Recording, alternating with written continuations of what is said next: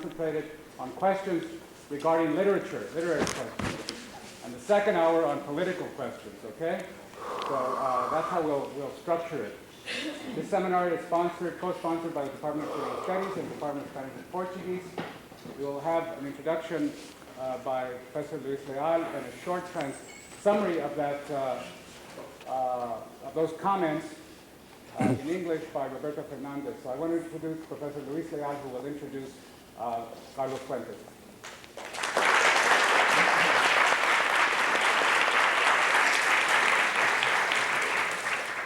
Guarden los aplausos para Carlos.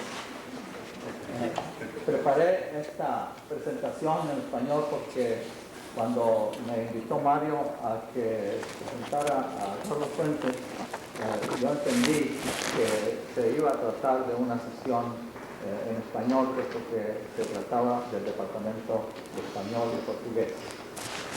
Pero no sé, los que no entienden español no se asusten porque Roberto va a hacer una traducción. Presentar a un público universitario como ustedes, a un escritor e intelectual como Carlos Fuentes, no es una tarea envidiable.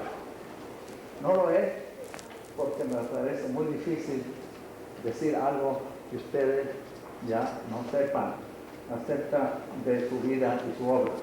Por lo tanto, en vez de decirles que nació un año después de que muriera Carlota, la emperatriz de México, y modelo de uno de sus personajes, que en 1954 se dio a conocer al mundo de las letras con la colección de cuentos Los días enmascarados, en la cual ya encontramos la mayor parte de los temas que han de recurrir en su obra posterior.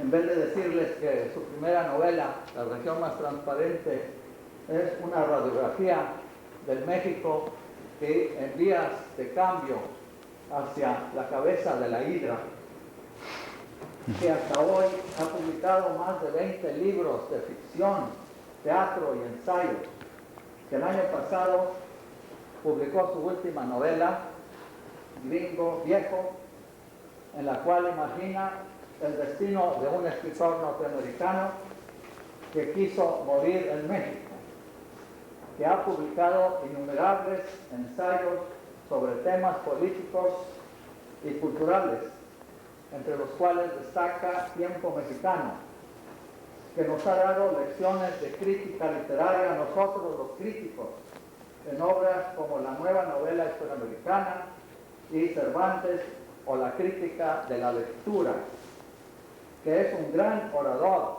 tanto en inglés como en español, que era embajador de México en Francia, puesto que renunció cuando fue nombrado embajador de México en España, un expresidente cuyo nombre es mejor no mencionar,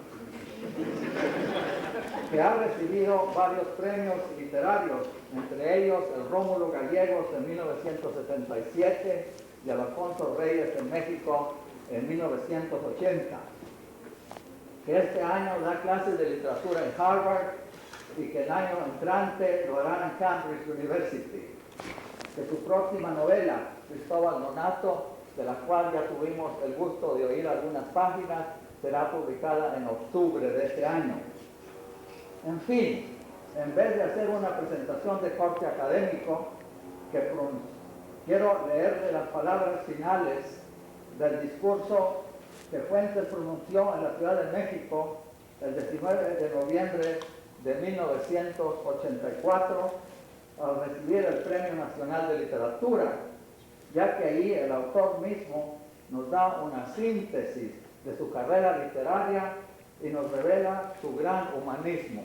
Y cito, en 1954, cuando yo tenía 25 años, apareció mi primer libro, un delgado volumen de cuentos, publicado gracias a la generosidad de Juan José Arreola, y que se agotó durante la Feria del Libro celebrada aquel año alrededor del Monumento de la Revolución de una ciudad que aún podía recorrerse a pie para abarcar en escasas cuadras, el centro de la famosa México, el asiento, no solo gobierno ilustre, religión y Estado, sino también letras, virtudes, variedad de oficios y regalos, ocasiones de contento.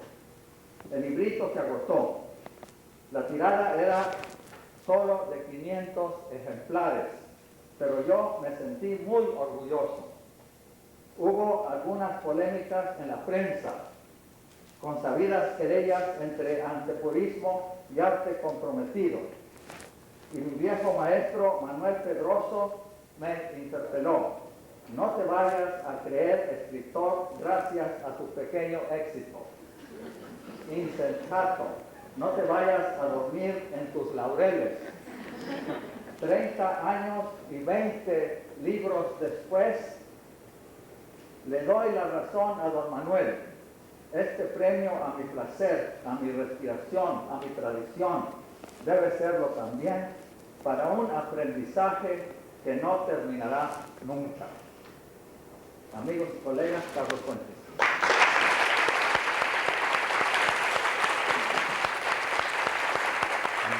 Qué maravilla,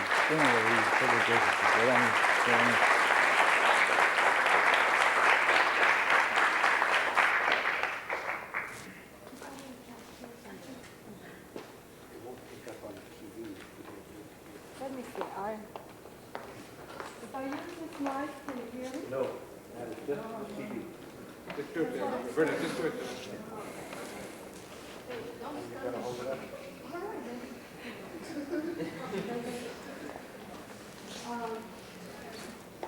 In the spirit of Chicano events, we are giving you a translation because some people here may not know English and Spanish. But also in the spirit of brevity, I am going to summarize some of what Professor Leal said.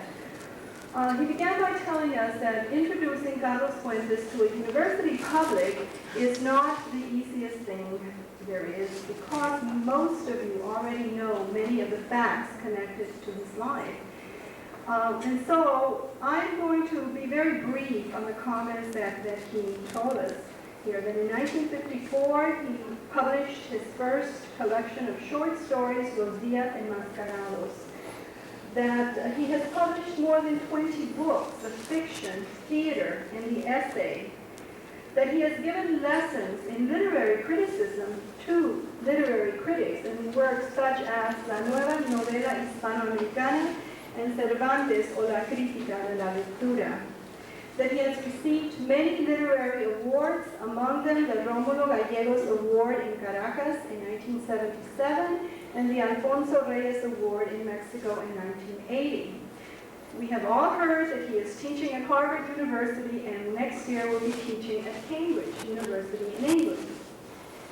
Professor Leal wished instead to quote from Señor Fuentes' closing words from the speech he gave upon receiving the National Prize of Literature in Mexico City on December the 19th, 1984.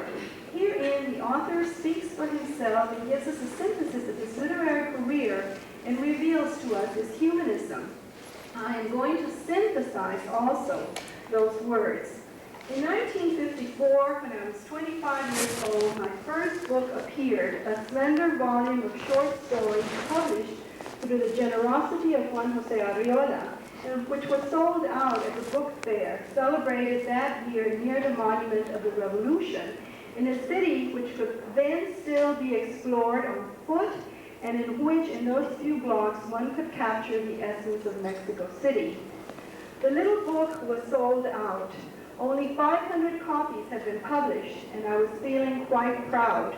There were some polemics in the press, debates over art for art's sake versus political art. And my old teacher, Manuel Pedroso, advised me thus: do not consider yourself a writer on the basis of your small success. Do not rest on your laurels. 30 years and 20 books later, I would like to acknowledge Don Manuel's advice. This award speaks to my great pleasure, to my very breath, to my tradition. It speaks also to a never-ending apprenticeship. Friends and colleagues, Carlos Fuentes.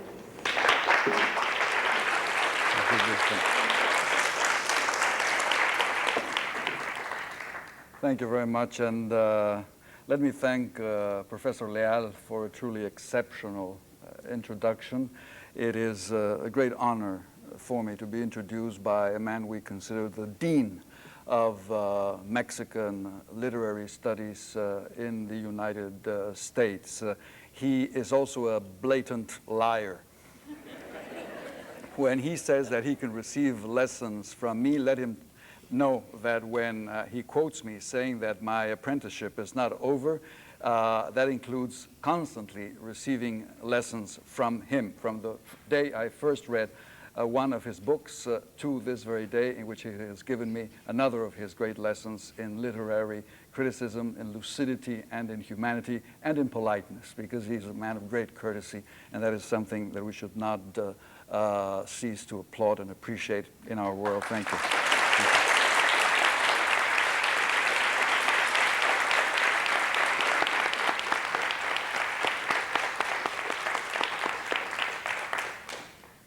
So now, as we say in Mexico, a lo que te truje, and which means, okay, let's have a dialogue. And as we said, well, I'm principally a writer, so I would like to converse with you about literature in the first half of this dialogue here today.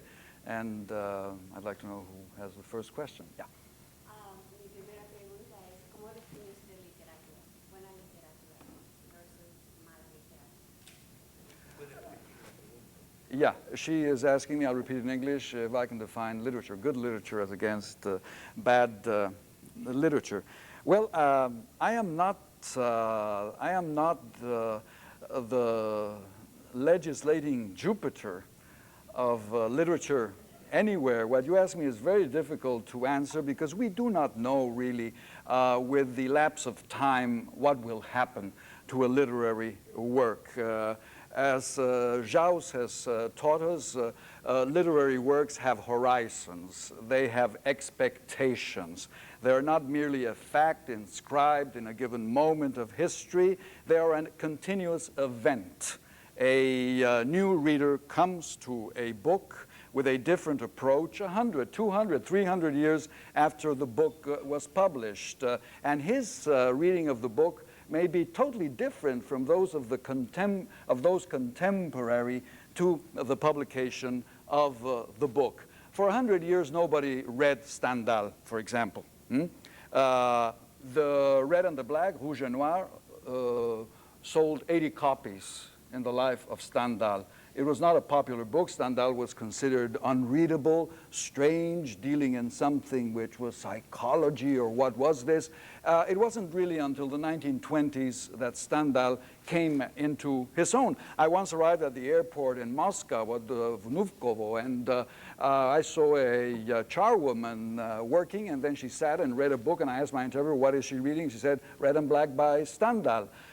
So this book had a destiny, you see. And I think that most books actually have their destiny. Maybe 100 years from now, nobody will read Judith Krantz, Princess Daisy. But maybe it will be discovered that Princess Daisy is a masterpiece of the second half of the 20th century in the United States. I don't know. I cannot know this. The thing is that somehow the writer must be faithful to his vision, be it the vision of Dostoevsky or the vision of Jacqueline Suzanne. And let it roll. Let time take care of it. Let's see what the horizons become for that work. You know, I wrote a hefty volume, which I've seen some powerful arms bring into these meetings, called Terra Nostra, which Gabriel Garcia Marquez said was a book that required a fellowship from the Guggenheim Foundation in order to be read. All right. When I read it, my wife knows this, I went on and on. She said, you can't go on forever with this book. It's 1,000 pages long now. Nobody will read it. I said, I don't care. The book is mine.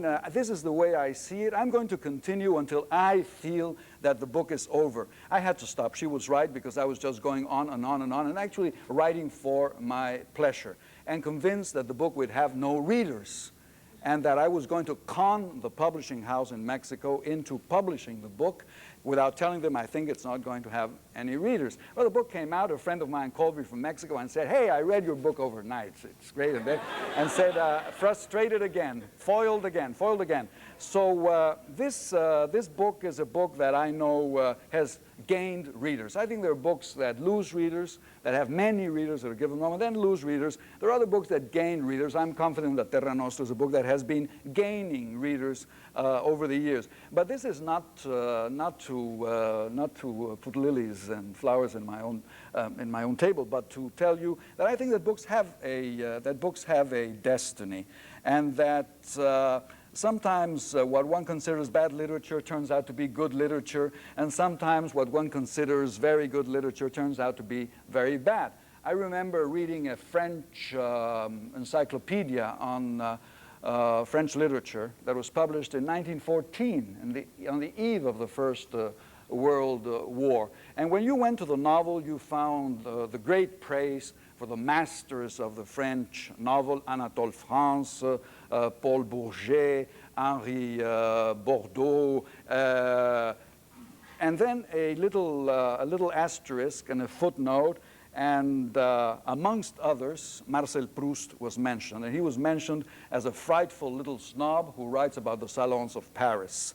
So you see, the great literature at that time was, according to the canon of critics, one, and it turned out to be that the real masterpiece was somewhere in a footnote behind a row of asterisks, hidden, masked by asterisks, as it were.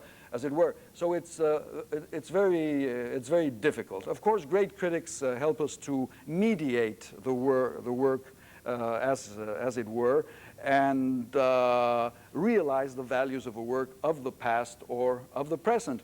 I really, for example, never understood the real meaning of the Iliad, which is a book we start reading as children sometimes, or in teenage, until I read in my 40s, as late as my 40s, I read Simone Weil, the great French Judeo-Christian philosopher, the woman Simone Weil, and her essay on the Iliad as a poem of might.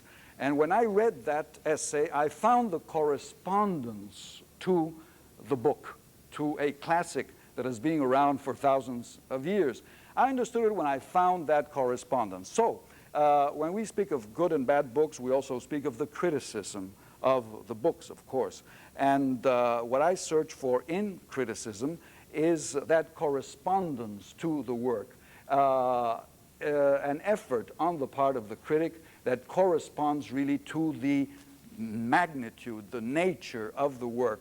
And this need not be a long essay or a book. It can be a few lines. Borges can give you the correspondence of a book by Robert Louis Stevenson or by Rudyard Kipling in a few lines. Or there can be great essays. I think of Octavio Paz writing on poets such as Rubén Darío or López Velarde. It really is the correspondence and form of criticism of essay of the work of those poets. Or you can have vast books like Albert Béguin writing on the Romantic movement in France, or Donald Fanger writing on Gogol, or Joseph Frank on Dostoevsky, in which you have books which also are a correspondence to the work of literature. That helps us define the place in the canon. But the canon is changing all the time. New readers are coming into literature all the time, and thus the horizon of the work of literature is constantly shifting. It is constantly shifting. If the work of literature is alive, it cannot be encased in a pantheon and forever consigned to the altar of good literature or the trash, the junkyard of bad literature. We really don't know because the works are alive. Thank you. Yes. Excuse me? Continuing what you are Yeah. developing, I wonder if you would care to also tell us the point of view of what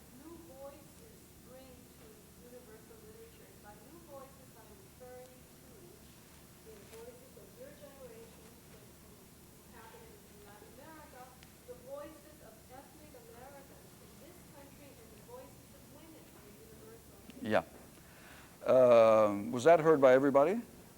No? She's asking me the role of new voices in literature, specifically new voices in Latin American literature, in Chicano literature, women's literature, what new voices mean. Well, I think this plays exactly into what I was saying a moment ago. There is, of course, the great essay all of you know by T.S. Eliot, Tradition and the Individual Talent, in which Eliot makes us see how the appearance of a new work of literature modifies the corpus of any given literature. It modifies it. It reshapes the body of the literature. When Ezra Pound appears, or Eliot himself, the corpus of poetry in the English language is changed forever. It is reshaped. Everything shifts, everything settles in, some things fall off the brink into the precipice, others rise and shine. This affects everything. I think we are able, through certain authors of the present, through certain new voices, we're capable of understanding certain voices of the past. When Alfonso Reyes appears in Latin American and Spanish language literature, we are capable of understanding Lope de Vega and Góngora better than we did before, because of his essays, because of the resonance of these poets in his works. When I read William Faulkner, the first time I read him, suddenly a Spanish poet came forward, Góngora, made himself present, actual to me right there. I remember the criticism directed by Alan Tate, the American critic, against Faulkner, accusing him of something called Dixie Gongorism, which sounds like a venereal disease almost, you know. Well, I think this is great praise to be compared to who I think is the foremost, along with Quevedo and John Donne, the foremost poets of the 17th century in Europe. So you see how the canon changes and is reshaped by the appearance of new works. Now, this is especially true in literatures that have had an interrupted tradition. An interrupted tradition. I was saying this yesterday in the lecture, and I repeat it today. I think that literature in the English language has a very, very, very continuous tradition from Chaucer right down to our days. Whereas we, working in the Spanish language, have a certain sensation of vacuum, Certainly, look at it this way. After Don Quixote, which is the founding novel, I think, of the modern age, the first modern novel. We don't have any great novels in the Spanish language until well into the 19th century, I think until the appearance of Pérez Galdós and Clarín and La Regenta. This is a hiatus of almost 2 centuries. It's a long, long time to be without a novelistic tradition. So in the case of Latin America, to fill in the silence of the colony, for example, the fact that we have few writers in the colony, and the greatest writers are somehow silenced, or Juana Inés de la Cruz, which is the object of the great book written by Octavio Paz, Las Trampas de la Fe, is a woman who in her 40s had to remain silent for many reasons. She could no longer write, she could no longer speak, and we lost the voice of colonial Mexico. In Peru, the same thing is true with the Comentarios Reales of the Inca Garcilaso de la Vega, which is the story of the conquest and of the founding of the Peruvian society, civilization, nation, its mestizo culture. Well, this is forbidden by the Inquisition and only comes to light after independence, you see. We have these silenced voices, these interruptions of tradition, these vast hiati in our literary culture. So when you speak of new voices today, it is incredibly important because in the Spanish language, I think that the function of new voices is not only to continue a tradition, but really in many cases to fill in the voids of the tradition, to take a place that is, that is open in the past, to concentrate, as it were, this tradition. Let me give you an example. I think that one of the poorest traditions in Spanish America is autobiography. It is extremely poor. Biography and autobiography are not our forte for some reason. I understand this in Mexican political terms.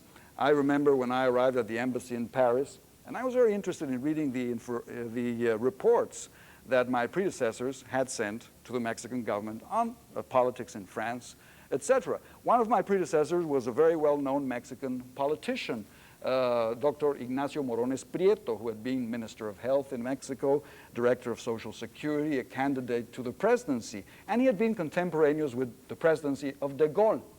And I said, I'd like to see his reports to the Mexican government. They told me there are none. Did he write anything? He wrote nothing. Why? I said, because he said a good Mexican politician doesn't leave anything behind him. Any written traces, nothing, nothing, nothing, nothing. All right. There is a sense of, you know, we watch the United States who say, hey, watch out, everything you say and write will finally come out one day, and you'll be sunk. The tapes will come out. Rosemary Woods will not have pushed the pedal on the tape, and Nixon will fall and things like that. This doesn't happen in Mexico because the word is mum. In any case, we don't have a strong tradition. Whereas, when I look at the Chicano literature, I find that the forte precisely is the autobiographical interest of these books. Many of the books I was quoting yesterday, such as Barrio Boy by Galarza, or The Road to Tamazunchale, or the book on this beautiful novel on photographs, which is Hinojosa, The Valley. All these and many other books written by Chicanos primarily have an autobiographical stress, which for me fills in a gap that we are not filling in Spanish America, you see. And there immediately you have this relationship. The same could be said of women's literature. When one thinks that the greatest writer of 3 centuries of colonial life is a woman in Latin America, there is nobody as good as Sor Juana Inés de la Cruz in the continent, not even Mistress Bradstreet, your poet. I think that it is extremely significant that the voice, the feminine voice that was interrupted back then, is then taken up, and not today, you know, not today. We're thinking of Gabriela Mistral, of Juana de Ibarburu, of Alfonsina Storni, even of Florinda Mato de Turner and her Ave Sin Nido, this great folletin, melodrama, Peruvian. So this new voice, these new voices not only change the canon, but fill in the gaps by left, let us say symbolically by the silence of the nun, Sor Juana Inés de la Cruz. So I think that is my answer to what you're saying. Does that satisfy you, or should we go on with this? Do you want me to say something more? All right. Yeah. Mm-hmm. Professor Lomelí, yes. How do you characterize the reader in Latin America in the last 40 years? Okay. Let me see. I think that the primary relationship that has been developed in the last 40 years in Latin American literature is between the writer and the reader. A relationship that was extremely fragile before, let's say, the appearance of novelists such as Azuela in Mexico, Rómulo Gallegos in Venezuela, Asturias in Guatemala, etc. That generation of novelists that started to have a certain success and a broader readership. And then poets like Neruda, of course, who was able to reach a vast audience through his poetry. But this had an antecedent in Rubén Darío, of course. What I mean is that there is a creation of a reader-writer relationship, which is essential to the health of any literature, but especially to the literature of societies like ours, that are so menaced right now by economic crisis, Who are the readers in Mexico? Mexico, for example, is a country where half the population of 80 million people is less than 15 years old. It's an extremely young country with an extremely young readership. One goes to the Libreria Gandhi, to any of the bookstores in Mexico City, and what you find are extremely young people, 15, 16, 17, 18-year-old people buying books.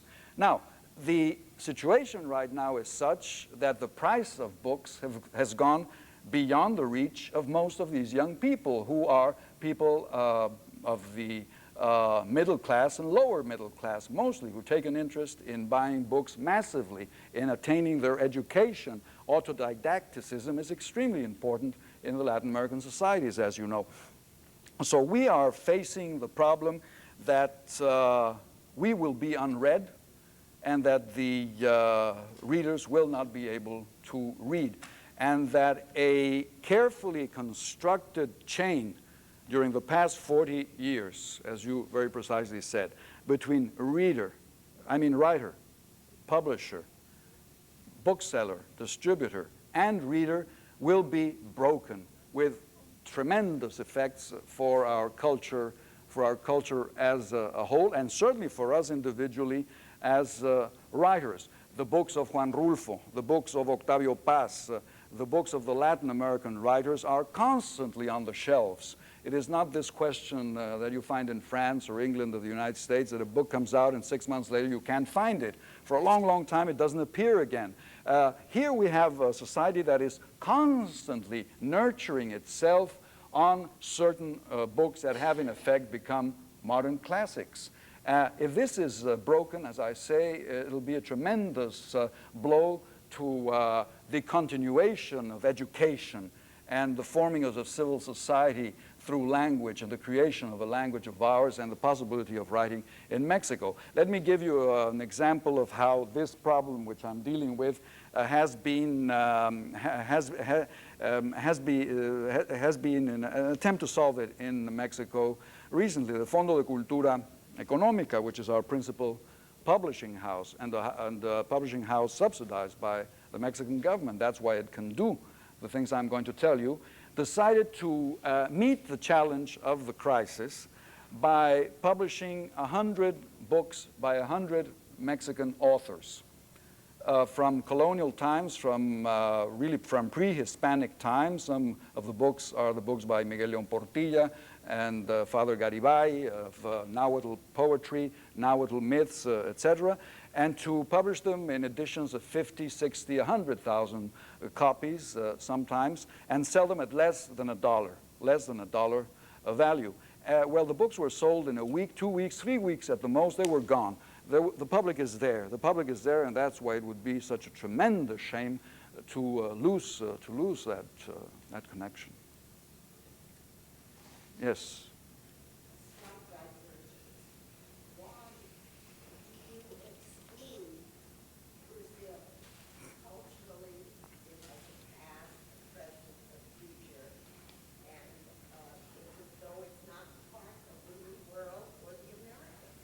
No, I would answer, why do I exclude Canada and why do I exclude the United States when I'm talking about Spanish America? Because the trait that unites us from Mexico to Argentina is the language, after all. This creates the tradition I'm speaking about. It is a Spanish-American tradition. It is not a Spanish-Portuguese-American tradition. It is different. The Portuguese, the Lusitanian tradition is different from ours. It is unfortunate that we have been so uncommunicated, that we know so little about one another. One must consider the size of the continent, the difficulties in communications, but also the fact that the traditions are not exactly the same. The traditions are not exactly the same. Let me give you an example. You look at the Spanish-American novels of the 19th century, they're very influenced by romanticism, by realism, by naturalism, by psychologism. They have this relationship with Europe, a relation of dependency, I find. The best novels are what we call folletines, you know, adventure stories with charros, astucia, los bandidos de Río Frío. Probably they're the best novels. But they're all quite derivative in a way. They're not extremely creative. We don't have good Latin American novels, Spanish-American, correct me, until the 20th century, I think. Whereas Brazil has a great novelist who happens to be Machado de Assis in the 19th century, and he's the greatest Latin American novelist of the 19th century. And this is so because he belongs to another tradition which was more conscious of other things. For example, I think that Machado wrote avant-garde novels because he was a reader of Diderot and of Lawrence Sterne. This was his tradition, which appeared in Brazil through him. It doesn't appear in any other Latin American country. There is nobody in the 19th century who is reading Tristram Shandy and Jacques le Fataliste in order to write avant-garde novels in the middle of the 19th century in Spanish America. Whereas in Brazil, you have, by the fact that Machado exists, another very different tradition, which then goes on to produce works such as Guimarães Rosa and other modern novelists. But that creates its own tradition. It is a tradition based on a knowledge of the European vanguard of the 18th century and on a knowledge of the Portuguese language, from Camões to Pessoa, which is not the same as knowing the Spanish language from Cervantes to Machado. It's different. That is the reason, I think. We should know each other better. That's another problem. Yeah. Yes, miss. What advice do you have for aspiring writers today?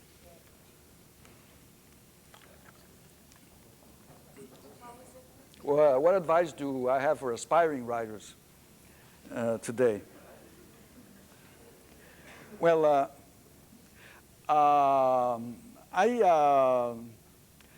my advice is extremely simple, and it is to write. It's extremely simple, but to write implies discipline. Books are not written by themselves. Books don't write themselves. You must have discipline and establish, I write from such hour to such hour, and be disciplined about it. I don't know if I'm talking for myself. Probably I am. Probably there are great writers who are not disciplined at all.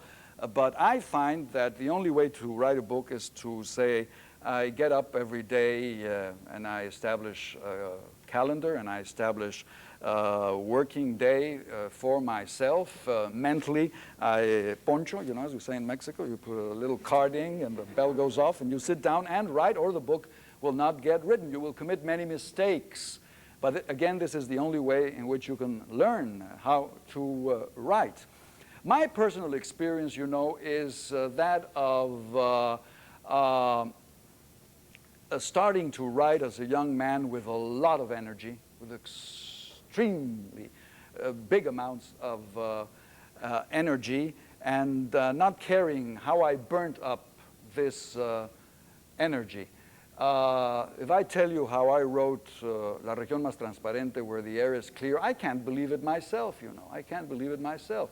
I was studying law at the law school of the University of Mexico. I had to get up at 6 in the morning to catch a pecero that would take me down to El Zócalo. I would walk to the school to be there at 8 to take a very boring class of civil law with a professor called El Charro Cosío, who was not very honest because he spent the hour passing lists of 200 people from Aguilar to Zapata.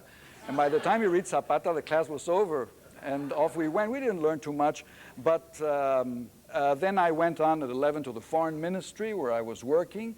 I left at 2:30, went home, had a bite, sat down at 4 to write La Región Más Transparente, wrote from 4 to 7. I was 24 years old at the time, so at 7:30 I started thinking about girls and mambos and dancing and going to parties, and I left and had a great time and danced until 3 in the morning, came home, got up at 6 and went again. I couldn't do that today. I'd be in a hospital, you see.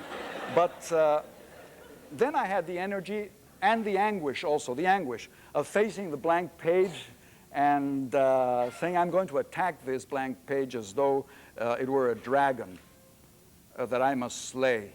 I don't know what the dragon looks like. It's going to come out of the cave, or like a torero, you know. You know the great pass of the Porta Gallola in the corrida, when the torero is on his knees facing the bullpen, and the pen is open and the bull is thrown at him, and he's right there on his knees and has to do this extraordinary thing on his knees to let the bull pass. This is the Pase de Porta Gallola, and this is what I was doing when I was in my 20s, fighting a bull every day, and a blank page that terrified me. and that somehow I had to fill and give sense to. Now, when you grow older, you learn how to write, of course. You learn how to write in your head.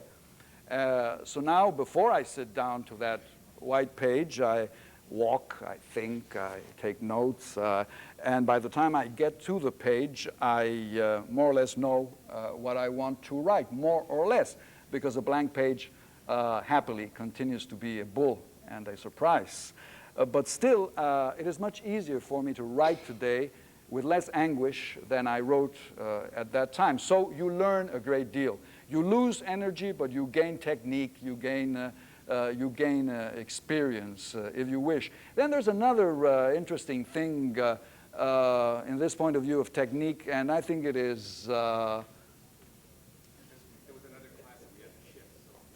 What? I suddenly saw attention go to you completely, and I said, what's going on? We have to take over someone else's classroom, so we shifted the... Okay. Very diplomatic. Another bit of good advice, since you asked me about this, is given to us by Hemingway, I think. I think he's right when he says, never leave a sentence or a page fully finished. Be sure to leave things in comma or semicolon so that the next day, when you come back to the page, you will know where you are. Jake Barnes opened the door and, leave it there, come back and that said to Lady Brett, let's have a martini together, or things like that. So that's a good piece of advice. But again, you know, when you ask me that question, it's a loaded question, really.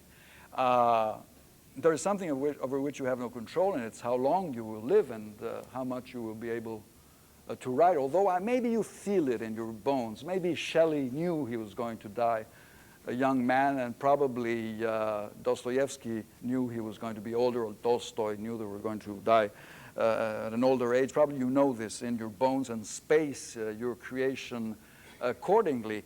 But one thing I do know is that you must be patient. That in my case, there are many, many stories I had in my head since I was 20 or so, but I couldn't write them because I didn't know how to write them then. And now they come forward, and now I know how to write them. Now I can sit down to write them. But this has taken 40 years when we speak of aprendizaje. Don Luis, well, it has to do with that as well. So you'll see how many factors intervene apart from other things such as love and politics and many things. Yes. How do you feel about the translation of your books from Spanish into English? Do you feel that they're very faithful to what you require? Well, there are uneven things. I think my first books are not perfectly translated. I think they would deserve a retranslation. Books like Where the Air is Clear and The Death of Artemio Cruz. I've had a very good working relationship with my present translation, Margaret Peden. I think she does a very, very good job. The last book we've done is a special case, The Old Gringo, because I wrote so much of it originally in English, you see, in order to get the feel of the speech and the thoughts of the two American characters, since probably this is the first Mexican novel where you have protagonists who are gringos. This had not been done before, and I decided again to fight that bull, that particular bull. And but I thought I would get it better if I wrote those parts in English myself. So actually what we have is many segments of the book being already in English, and then I had to translate them into the Spanish.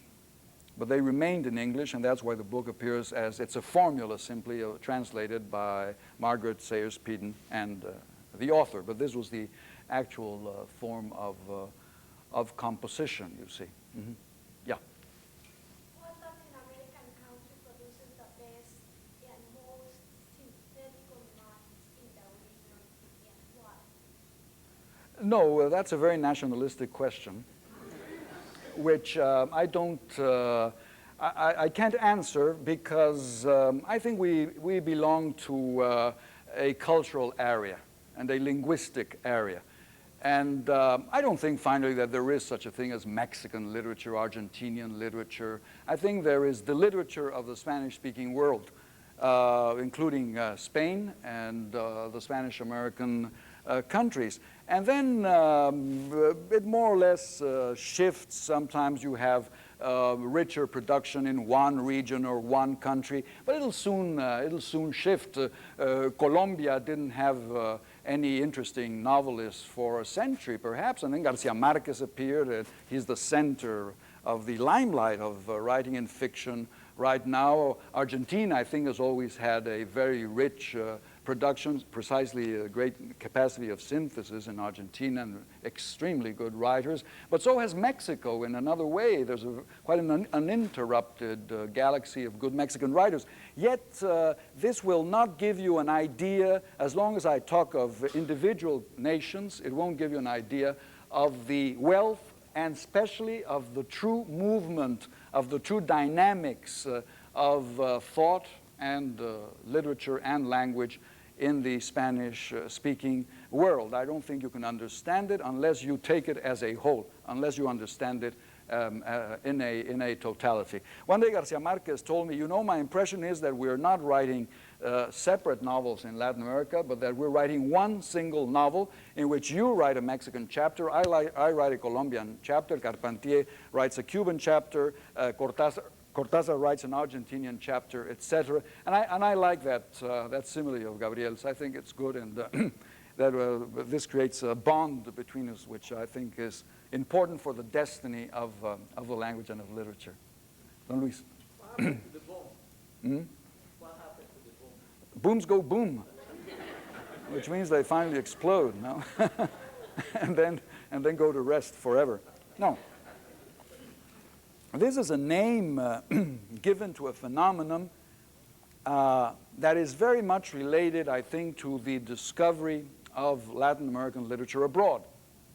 It does not correspond to anything too real in Spanish America itself. Suddenly, for various reasons, you have a telescoping of authors presented to the European and North American and Japanese and world public as though their work had happened in the last 5 years. But actually, you are going from El Señor Presidente, which is published in 1931, to La Casa Verde, which was published in the 1960s.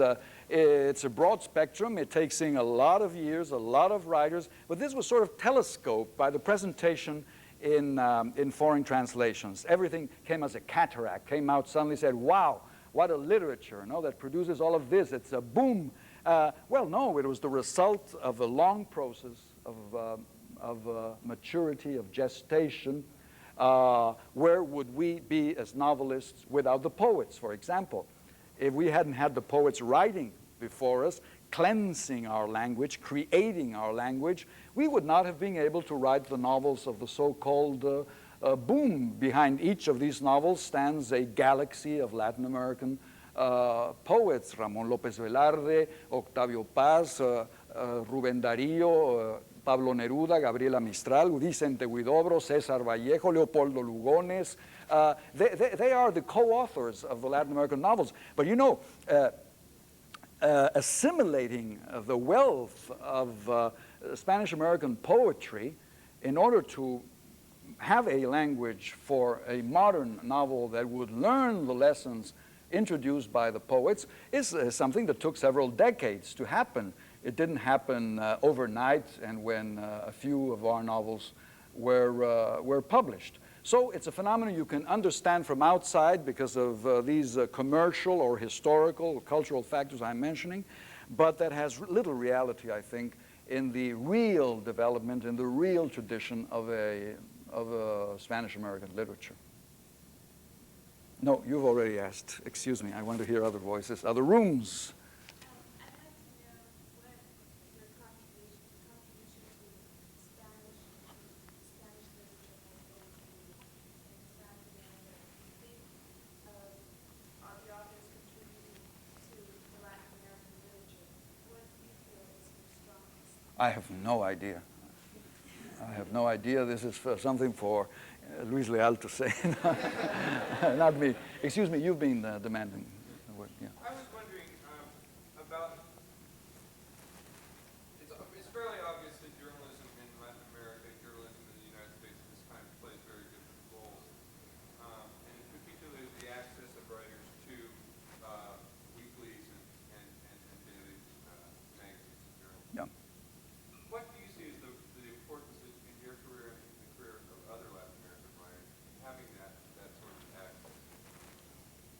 Well, I think it's being extremely important for us for reasons that are quite obvious, and it is that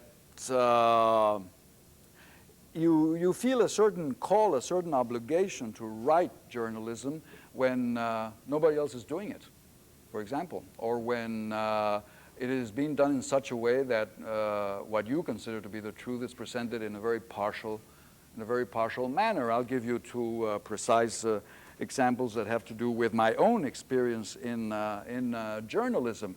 In 1959, when the López Mateos government in Mexico broke up the strike led by Demetrio Vallejo, the rail workers' strike, which was the first movement since the time of, for 10 years, I would say at least. It was the most important movement towards freedom, independence of the unions in Mexico. The government responded without pity and crushed the railroad workers' movement. Well, you couldn't hear a word about this. You couldn't read a word about what was happening in the Mexican press in 1959. So a group of us, a group of writers and teachers, philosophers that included Jaime García Terrés, Luis Villoro, Víctor Flores Olea, Enrique González Pedrero, Francisco López Cámara, we got together. We decided to create a political review. We went to an eminent old man of the Mexican left called Jesús Silva Herzog, the father of the present Minister of Finance in Mexico. And he, who was the editor of Cuadernos Americanos, a great liberal review of the time, gave us the money to do this review called El Espectador, which was the only review where you could talk about the strike and about the fact that Vallejo and the leaders of the strike had been put in jail. We were menaced in many ways. Sometimes we had to write things like Vallejo, parenthesis, Peruvian poet, born in 1880, died in 1942, to get it through. Once we were, the press where we made the review was invaded and destroyed. The issues were destroyed. Again, in 1962, the army in Mexico killed the agrarian leader Rubén Jaramillo, an heir to the tradition of Emiliano Zapata, over some lands that were communal lands, and the governor of the state wanted them for a development for tourism. Jaramillo and his family were murdered in the foot of the pyramid of Xochicalco. You can't get away from symbols in Mexico at the foot of the temple of Quetzalcoatl. And again, it was a group of writers, journalists, Fernando Benítez, Flores Olea, myself, who went to the site, interviewed the people, and published this and revealed what had happened. It means that if we hadn't done it, it would not have been done, I guess. When you feel that it is being done, you feel better about sitting down and writing your novels. But if not, you do have this demand in Latin America, which is due to the weakness, as I say, of the civil societies and the absence of certain functions that sometimes the writer is called to heed if nobody else is doing it. When it's being done, hooray, because this should be done basically by journalists. But when they're not there, then the poet or the novelist steps in, you see. And this has been a tradition of ours. And I think it'll continue to be a tradition for a long time. Margarita.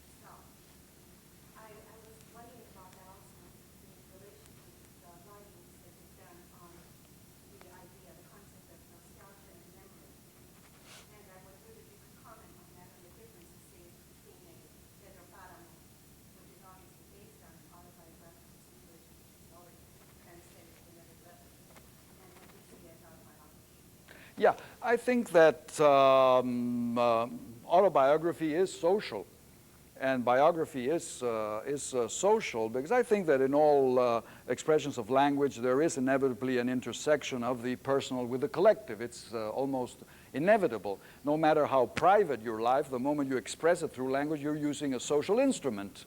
And therefore, you are socializing, if you wish, your experience. The problem of biography, as I see it, has to do, like many of our problems, philosophical and otherwise, with a tremendous man I would not have liked to have met or debated, who was known as Saint Augustine of Hippo. And when St. Augustine writes the Confessions, he sets the I at the center of literary expression.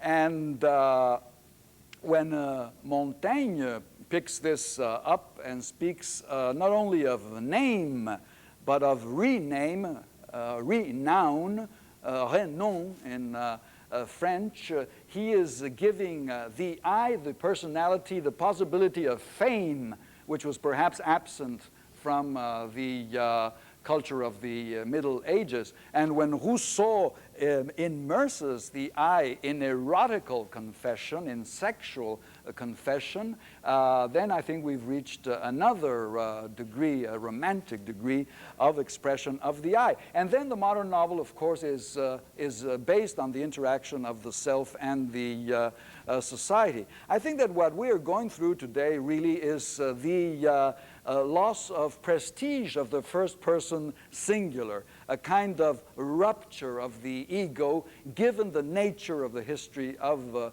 the 20th century, given the fact that never before, in a conscious way, in such a programmed way, at a level which judges itself immensely civilized, immensely progressive, such disregard for the human individual, for human personality, has occurred. This is the horror of the Nazi camps and the German Holocaust, that they really make it impossible to think about death and life in a civilized manner, within a progressive projection for a long time. It is as though the victims at Auschwitz or Treblinka or Bergen-Belsen were deprived of their faces. Their faces were ripped from them, and a blank was there in their stead. So I think that the great literary answer to this has been found in the novels of the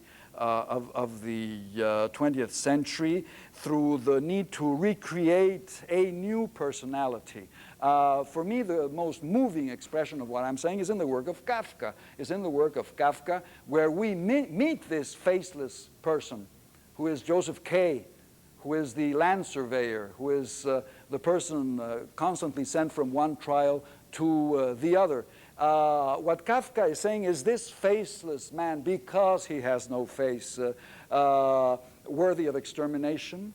Is he going to be exterminated because of this? Or are we capable of creating a richer personality? I was very struck by my reading of Kafka, and one of the things I attempted in Terra Nostra was to present three faceless characters, three identical trillizos, three triplets, who resemble each other, but who are in a way faceless, and who are found repeatedly on a beach, washed on the beach, and without memory, practically without signs, and about to receive the imprint of the sun, of nature, of the first word they hear.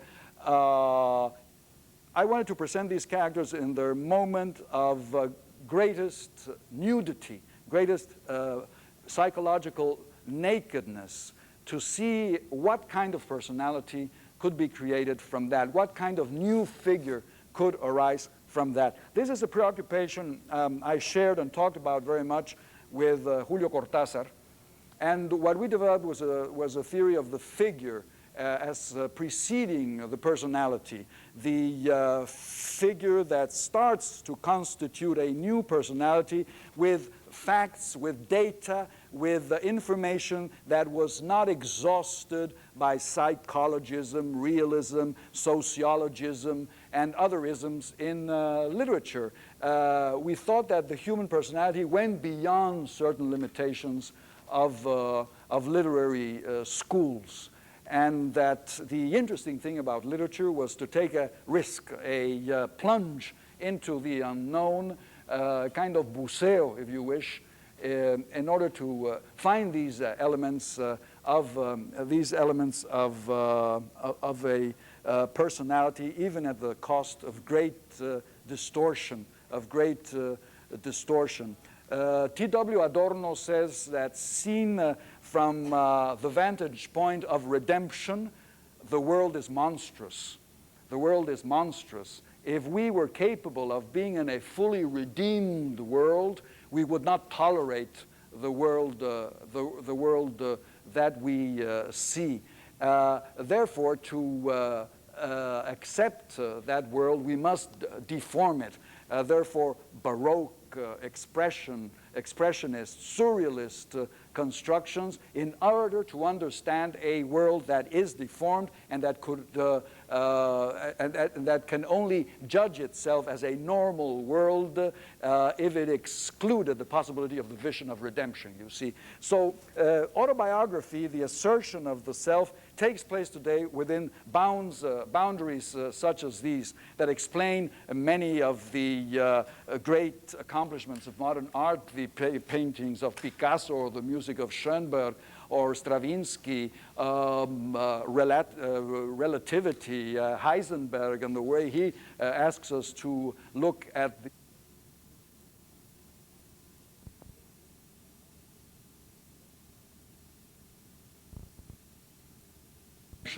of human personality. So within coming down from this to other things like some of the novels we have been mentioned, I think it is extremely important when a culture that has not even had the possibility of expressing its autobiography does it for the first time.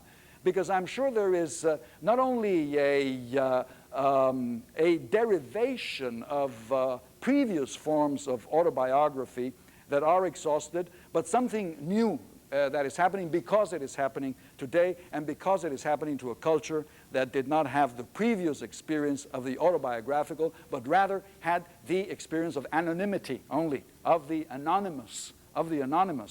So I'm very interested in seeing how these autobiographical expressions fit in with a world in which, as Walter Benjamin says, the author, the writer, derives his authority from death. The author derives his authority from death. Mercedes, please. You just mentioned how the Holocaust may have had a literary impact. That is a more distant experience than the one that is taking place in Latin America today, which is very Holocaustal in nature too, in Argentina and El Salvador. In some ways in Nicaragua with the country. What impact do you perceive that happening as the Holocaust moves home? Yeah. You know, I was quoting T.W. Adorno, and he says another thing. He says, no poetry is possible after Auschwitz. You can't write poetry anymore after what happened in Auschwitz. But Auschwitz is happening all the time. And poetry has to be written to answer the Auschwitz of the world. There are Auschwitz in South Africa every day. There are Auschwitz in Latin America, as we all know. So I think that some extraordinary things are happening to the culture of our countries, especially to those countries, let me say Chile, Argentina, Uruguay, that thought they had been saved from the historical violence of the 20th century. Chile had a long tradition of democratic institutions, democratic practices. Argentina, for all its mistakes, had a semblance of a civil society, and a culture, an urban culture had been developed, and especially the country so damn rich that people had a good level of living, even if they were dominated by mediocre oligarchs throughout most of the century. And Uruguay was presented as the Switzerland of Latin America, the legislation of Bache. And suddenly all these things fell apart. And these countries went through their personal holocausts, sometimes as horrible, if not more, than the Nazi Holocaust. What the Argentinian military did with the desaparecidos defies description. death is always horrifying, violent death, death given by others. But I think it's as horrifying to be sent to a gas oven as to be thrown from a plane over the River Plate, which is what the Argentinian military did to nuns and Jews and opposition of all kinds. So there has to be a cultural response to this tremendous trauma. It affects the language. It affects the way we look at things, our vision of things. I think we are seeing the response. I think one of the most interesting recent events in Latin American culture is the emergence of a new cinema in Argentina, for example. Films such as The Official Story by Luis Puenzo, or what is it, darling? The Camila? Camila is the name of the film by Maria Luisa Bamberg, and the new film by Solanas, Tangos, El Exilio de Gardel.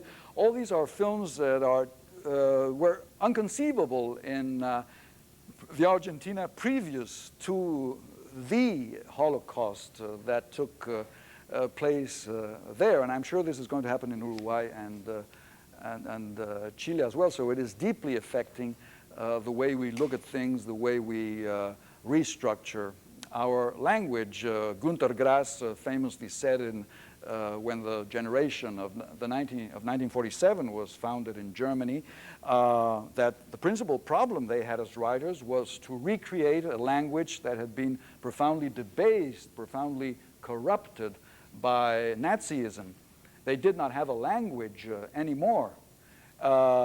Something like this is going to happen in Latin America, and it's going to give an enormous impulse to creativity, I think, because it poses such a tremendous duty. Did you see Nueva Canción as a transition to that period? The songs, you mean? The new song. Yeah. Well, that has always played a very important role in Latin America, you know, since the corrido, what is now the Nueva Canción, is really the Spanish romance brought into Latin America and then adapted to relaying news. You know, you can tell the history of Mexico through corridos. You can start with the conquest, Cortés, and end with the latest events. They're all in song, and they're taken through the mountains on horseback with guitars, and where there is no newspaper, you have the music. So it's nothing new, but it's something that it's always new in a way. It's extremely important. Perhaps, Carlos, with this question, you can now shift it to Do you think we're not in a political matter? Let's go. Okay, let's open it, and we have about half an hour, so yeah. Yeah, is there an influence of YouTube doing some of your novels? Do you think the impact of the film industry is the same as the novel? You're asking me if there's an influence of Luis Buñuel in my novels and the impact of film and literature. You know, I was a very good friend of Buñuel and loved him very much. He's one of the most extraordinary persons I've ever met, and I miss him very much. But Luis Buñuel was totally inimitable.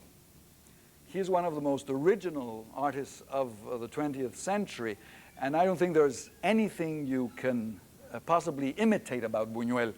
It was such a personal vision in which so many things came together through his experience as a Spaniard educated by the Jesuits who went to the Residencia de Estudiantes in 1917, who migrated to France and joined the Surrealist Revolution, who was on the losing side of the Spanish Civil War, who migrated to Hollywood, to Mexico. It's a very special experience in which so many elements of both contemporary culture and the traditional culture of Spain are brought together in a clash, an incredibly shocking and marvelous clash of images. So it's very much an experience that cannot be repeated. Now I think that the spirit of Buñuel is another thing.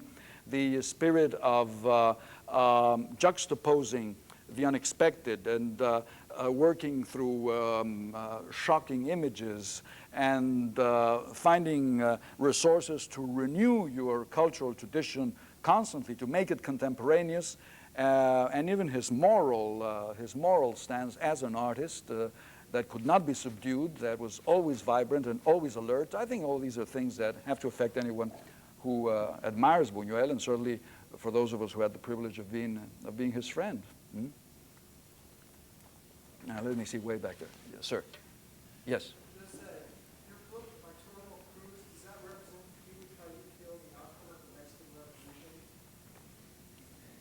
Well, you know, history is an ongoing event. It doesn't stop where you wrote your novel, of course, and things go on happening. But certainly, there was in Artemio Cruz a critical vision of the revolution. What other vision can you have of history? It has to be a critical vision. It cannot be a laudatory vision. That's what official press releases are for, and press interviews from the government and all that. A writer is an optimist because he's a critic. And I think that criticism, like charity, begins at home, of course. So this is a critical vision of the process that changed Mexico, that transformed Mexico. It is critical in that sense that if there were no criticism of the event, then the event would consecrate itself and impose itself on us as a motive for celebration only. And this is not the tradition of the culture of the Mexican Revolution. The Mexican Revolution failed in many things. It transformed the country. The country is not today the country it was in 1910. It will never again be the backwater, the agrarian backwater of 1910. It's another story, another country, completely different, thanks to the forces, economic, social, and especially cultural, unleashed by the revolution. Culturally, I think that the revolution was a success in the sense that it revealed all these facets of Mexican reality that had been in a way hidden by the 19th century and by liberalism and by positivism and the Diaz dictatorship. Otherwise, you could not understand the muralist movement, Rivera, Orozco, Siqueiros, the appearance of Mexican films, the appearance of a Mexican novel, starting with Azuela. And what we owe to Azuela is very much, very great, because since Los de Abajo, in the middle of the revolution, 1916, Azuela was already criticizing the revolutionary process, saying, watch out, this is happening, don't let this happen, criticize this, criticize that. So that there's been a tradition of criticism of the revolution during all these years since 1910, and this has been, in a way, the check and balance of what would have otherwise probably being a thoroughly authoritarian power. But it has not been that authoritarian power. There has been a great margin of personal freedom, actually, in Mexico throughout these events, and the proof is a novel such as Artemio Cruz, which is a certain vision of the revolution, and one of its protagonists since the revolution meant, amongst other things, the creation in Mexico for the first time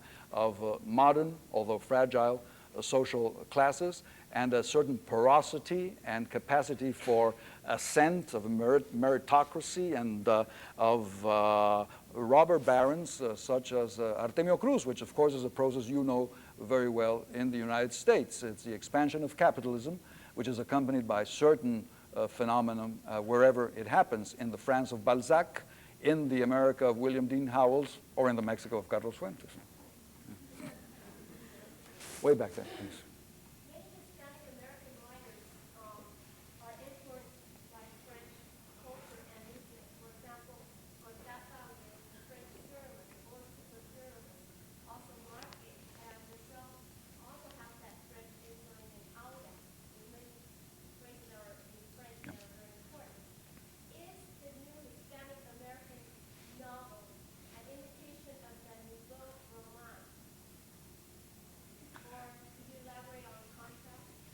No, I don't think there is practically any influence of the Nouveau Roman in France in the Latin American novel. I can't see, except for certain cases of admitted discipleship, do you call it that way? Of being a disciple of certain currents, for example, a Cuban-Mexican authoress, Julieta Campos. She is very much in the line of Nathalie Sarraute, and she admits it and she cultivates that. But I would not find this influence in any of the majority of the Latin American writers. There was a paramount influence of France in the upper classes and in the intellectual elites of Latin America throughout the 19th century and the early part of the 20th century. That is no longer true. Today, if there is a foreign influence, it's basically the influence of the United States, of the Anglo-American world. So my answer is decidedly no, no. If Aura, for example, has these things in French, it's because it reflects the era of French domination of Mexican culture, of the empire, Maximilian, and all this. The General Llorente, the husband of Doña Consuelo in Aura, happened to be an officer in Maximilian's army. So there are these elements. They existed, but today I think French influence is practically non-existent in Latin America. It's very, very small. Sí.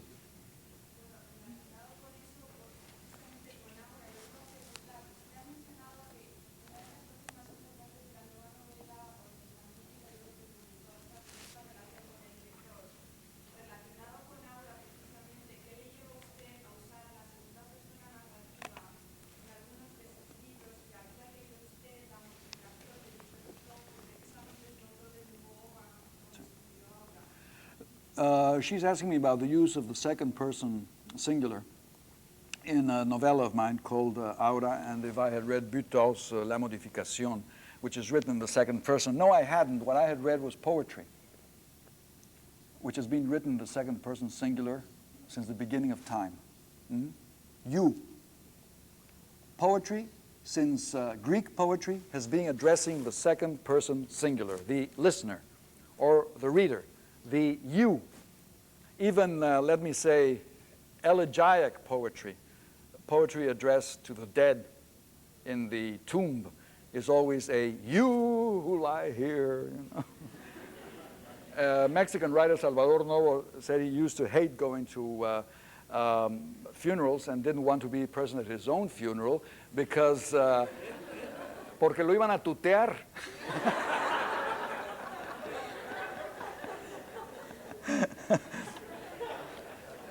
So I don't think you have to read Butor to write in the second person singular. You can read Baudelaire, you can read Homer, you can read Sappho, you can read Virgil, you can read a million things. It's one of the possibilities of literary expression. At the same time, I was writing Artemio Cruz, which is a novel written in three persons, yo, tú, él, and three times past, present, and future, corresponding to the three pronouns. And this was derived simply from my desire to give a greater complexity to the character. In the case of Aura, my desire to introduce the reader into the novella and to tell the reader, you are Felipe Montero. This is happening to you. Rather than on any influence of the Nouveau Roman. It was basically, if there was an influence, it was from, as I say, from poetical procedures which are extremely well known and that precede the Nouveau Roman. Yeah. What inspired me to write Aura? I didn't know it myself for a long time. May I tell you what inspired me to write Aura? Perhaps some of you have read this novella, and it's a story, I can tell. First, in 1961, I think I was in an apartment in Paris, and there was a young woman in that apartment, and I was waiting for her in one room, and she came from another room and passed through a skylight. It's called a skylight. And in Paris, the clouds shift very, very quickly. The sky is moving all the time. And as she came through the skylight, this 21-year-old girl suddenly looked like a very old woman, like an extremely old woman because of the play of shadows. And then she came in as a young woman again, and that's where I had the idea. I thought that was the origin of the idea. For those of you who have not read the novella, this is basically the story of a very ancient woman who is capable of projecting herself as a young woman and seducing a young man that way, the tú, Felipe Montero. So I thought this was the origin of the story, this personal experience. Then I was with Buñuel in Mexico when he was preparing The Exterminating Angel, this film about a group of people who arrive at a dinner party and then cannot leave the the dinner party ever, are captured in it as in a prison, you know, and spend days and days and end up almost by eating each other up. And he was walking again up and down and through the door, and he said, wouldn't it be fantastic if when a man crossed the door, a person crossed the door, he could suddenly recover his youth. Here I am, 70 years old on one side of the door, now I'm 17 years old on this side of the door. That gave me another idea, and that's a direct influence of Buñuel, but through that experience. Then I realized, looking into myself, that there were literary influences, some of them very obvious. For example, The Aspirin Papers by Henry James, The Great Expectations by Dickens, Miss Havisham and Pip, The Queen of Spades by Pushkin, the Countess Ranevskaya and her secret. But then also I realized that in all these three stories I have mentioned, you have a man who seduces a younger woman, the niece in Henry James, Stella in Great Expectations, the pupil of the Countess, the young woman in Pushkin, in order to get a secret from the older woman, the secret of the letters of Byron, Aspirin Papers, the secret of his paternity in Dickens, and the secret of winning at cards in Pushkin. Whereas in my story, what you have was the two women united against the man. The two feminine figures are in cahoots to seduce and subdue and enslave the man who has wandered into their magical patio, their garden of evil, if you wish. I went further back. I saw a great movie called the Ugetsu Monogatari, a Japanese movie by Ken, it's Misoguchi, which means the Tales of the Pale Moon After the Rain. And then there is a story of a young man who has to go from his village after he is married, does not see his bride for many years because of civil wars in Japan, comes back, finds she is dead, and can only recreate her through the presence of a witch, an old hag who speaks with the voice of the young woman, this old crone. I read the book by Akinari, the tale by Akinari, in which this movie was based. It had variations. This tale came from an older Japanese tale, and this tale came from an even older Chinese tale of the 10th century. And then I even found the story repeated by Nahuatl Indians in the center of Mexico. And in Japanese and Chinese literature, you know, you do not have genres as we have them in the Western tradition, but rather you have great themes that are developed over a long period of time. One of them is the period of the doubling of the old woman into a young woman. It's one of them. The seduction of the young lover by the old woman. The separation of the young lovers. All these things are great themes developed by Oriental literature, which I found were at the root of my tradition, the tradition I wanted to express in Aura, since I believe this is very much a story that belongs not to any original conception of mine. I don't believe too much in originality. I think books are the descendants of other books, and that it belonged to this tradition. Finally, it was revealed to me how I had the idea of Aura. My wife and I were having dinner in Paris, and we happened to coincide with Maria Callas. The singer was there. And we started talking. I said, you know, I first heard you sing in Mexico in 1951. You sang La Traviata in Bellas Artes, and I suddenly realized that that was the origin of Aura. Because what Maria Callas did in La Traviata was that in the final scene, when the Violeta is dying, and where most sopranos profit from the occasion to throw their highest notes, you know, and really bid farewell with a tremendous voice, Maria Callas did something extraordinary. She metamorphosed, she changed her voice into that of an ancient woman. In her death, the voice dimmed, dimmed, dimmed, as if suddenly all the possibility of her life from her youth, dying at 21, 22, until old age were telescoped into one final moment so that she could have her old age before she died. And I said, God, that's it.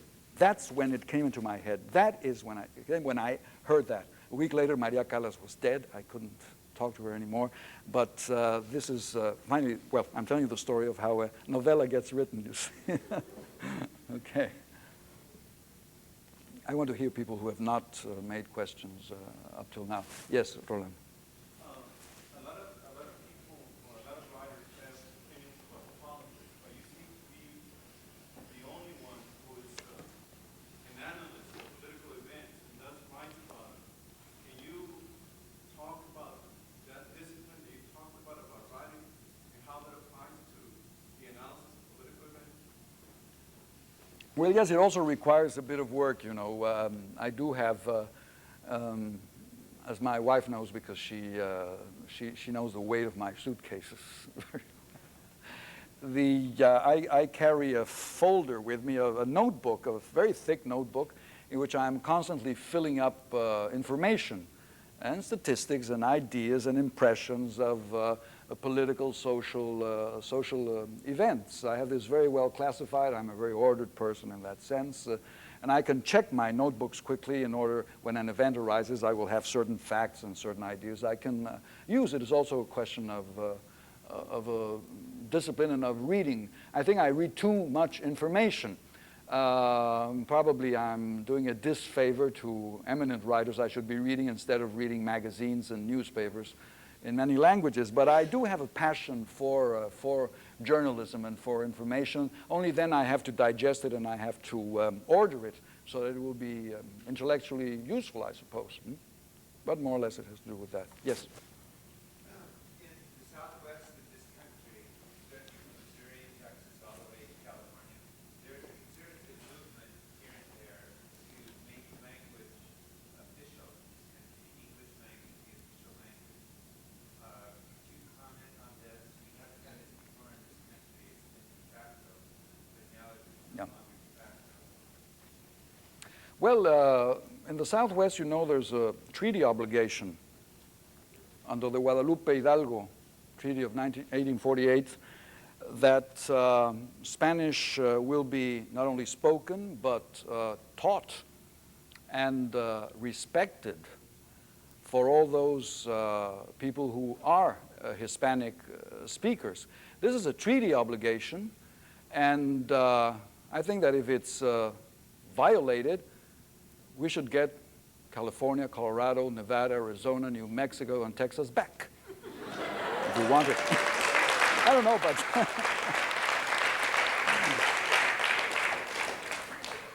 but no, I don't think that serves a purpose, a constructive purpose. I don't mean giving it back to us, but creating the unique language, because after all, Spanish was spoken before English in the Southwest. It precedes English. It is an inherent part of the culture here, and I think it only enriches the culture. The great cultural challenge for the United States is the melting pot, of course, and the possibility of a basically homogeneous society respecting heterogeneous experience in the society, including the experience of other languages.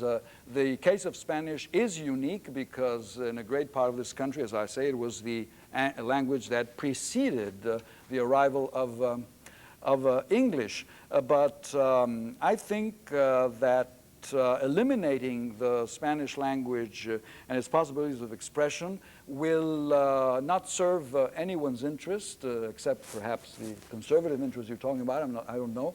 But it will not serve the interests of the cultural community as a whole, which is enriched by the double experience, I think, of English and Spanish, actually. I agree with you. One of your arguments, I've spoken to some of these people. Yeah. You did not speak Nahuatl. You speak Spanish to us. Mm-hmm. That preceded you in the New World. And I don't know how to refute that argument. Of Indian languages. Well, I think they should be respected. We respect them in Mexico. 46 languages are spoken in Mexico, 46 different languages, not dialects, mind you. but languages that have their own distinct individuality as different from one another as Swedish from Italian. So that is not a problem for us. There are 5 million people who speak their Indian languages, and these are protected and respected by the official structure. So this could happen here too. You have more resources with which to meet this kind of cultural challenge than a poor country like Mexico, after all. Yeah. Well, I was in Mexico City the day before yesterday, and there were several beggars reaching out. Yeah. And I asked my friends, why are these people poor? You know, why do they have to beg like that? And one of the reasons he gave, he said that they didn't speak Spanish, and so that the ability to work, they were cut off not only by not being able to read, but not even be able to speak in the sphere of where money could be earned. Yeah. Well, let me tell you about the Indian-speaking beggars in Mexico City. They are the victims of an enormous racket.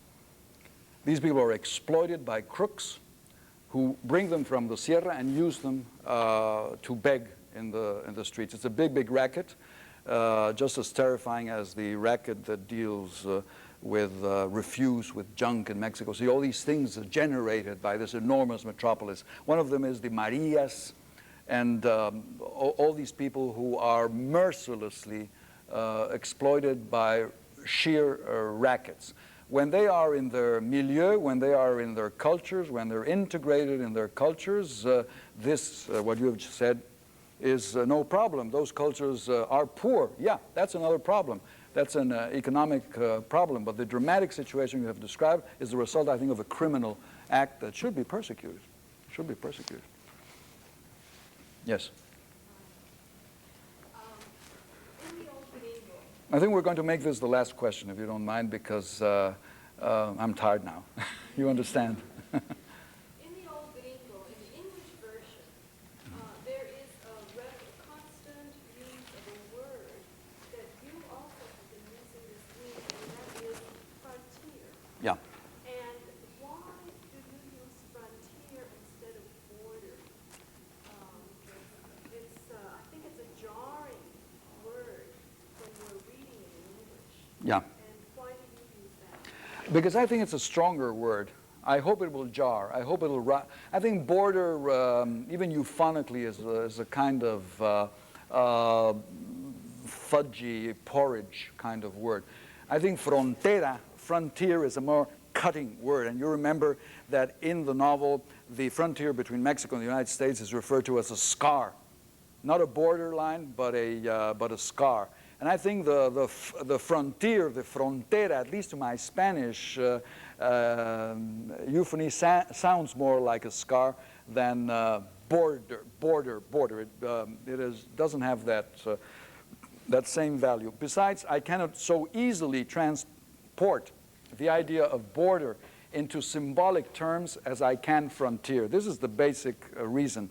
When they say, I have, each one of us carries a frontier inside his heart, it is better than saying each one of us carries a border inside his heart, which could be considered a physiological problem of a heart transplant or something like this, you see. No?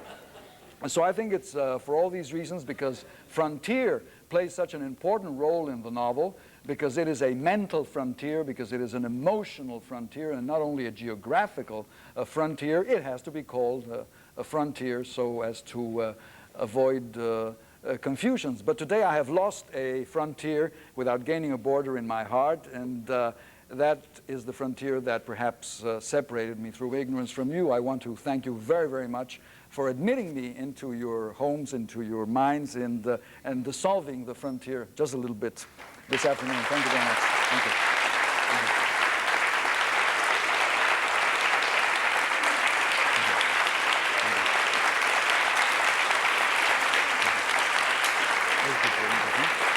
Thank you for your questions. Thank you. Good.